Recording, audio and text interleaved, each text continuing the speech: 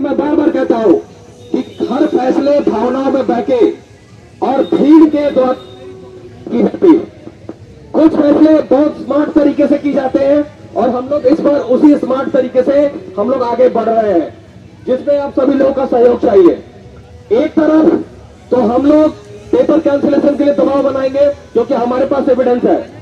एकदम आप लोग श्योर रहिए कि हमारे पास एविडेंस है और उस एविडेंस के आधार पे 22 तारीख की परीक्षा दिन को रद्द करने ही होगी।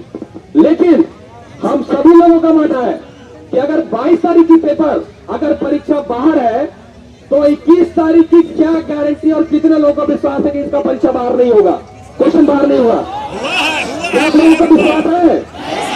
बिल्कुल मैं कह रहा हूं नहीं है। सोचिए इतना बड़े स्तर पे, इतने बड़े स्तर पे पेपर को इन लोगों ने स्मार्टली तरीके से बहुत लिमिटेड लोगों तक रखा है, बहुत ही इस बार। और मोबाइल जो बंद किया गया था इसका कारण भी यही था कि अगर मोबाइल में नेट चलेगा तो हमारी करतूतें बाहर आएगी। और इसीलिए अगर आप गौर से देखेंगे तो अगले दिन जो पहले दिन एग्जाम का नेट को बंद किया गया था 8:30 बजे बंद किया गया था, नहीं बंद किया गया था।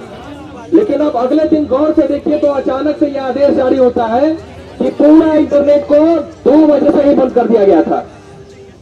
बंद किया गया था या नहीं किया गया था? सोचिए इसके पीछे भैया आके कौन सी मनसा थी? 2 बजे रात पे नेट बंद करने का कोई तुक था क्या? कोई भी तुक था क्या 2 बजे रात पे नेट बंद करने का?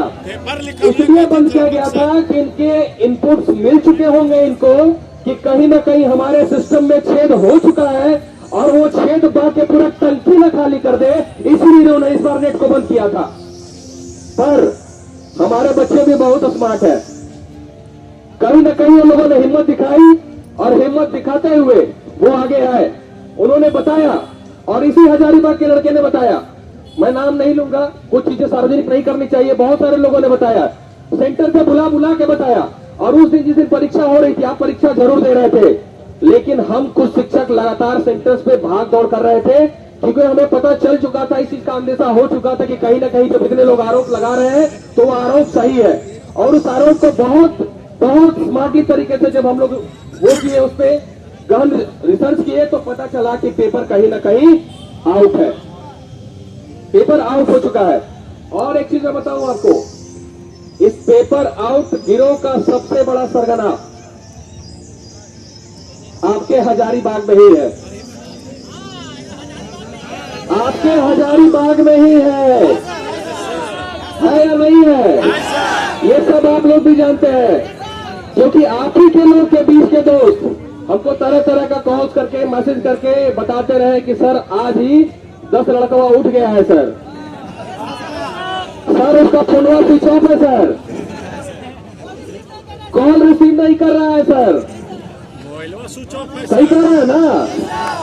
बिल्कुल सभी यही किया गया है। अब मैं बता रहा हूं कि हजारीबाग में यही पे जो है गढ़ है और यहां से लड़के गए हैं बाहर और मेरी इनपुट कभी झूठी नहीं होती।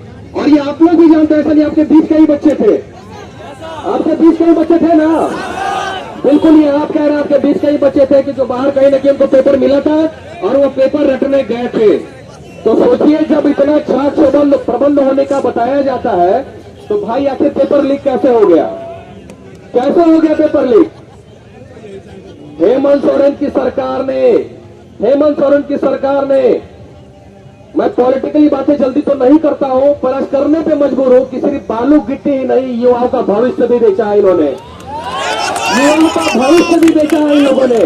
और अगर आज पॉलिटिक्स करने पे किसी ने मजबूर किया है तो इस सरकार ने 4.5 साल तक और आज 4.25 साल हम लोग कहे हुए, हम लोग आदरणीय विनम्र हर तरीके से हम लोग मान मनोबल करते रहे, हर तरीके से मान मनोबल करते रहे कि शायद अब ये सिस्टम रुकेगा, शायद ही रुकेगा तरीका, पर ये लोग रुकने का नाम नहीं ले रहे हैं।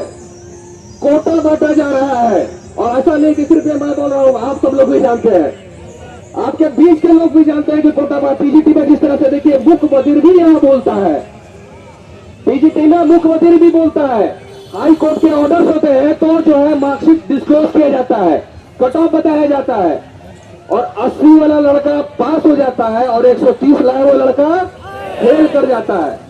भैया ऐसा नॉर्मलाइजेशन में भारत का कौन सा तरीका पूरे भारतवर्ष का कि भैया 50 नंबर का नॉर्मलाइजेशन अंतर होता है? लेकिन क्या है कि यहाँ नॉर्मलाइजेशन की आड़ में बहुत बड़ा खेला चल रहा है। और जरा हम पूछना चाहते हैं हम हमारे माननीय मुख्यमंत्री जी और चेयरमैन साहब से कि जरा बताइए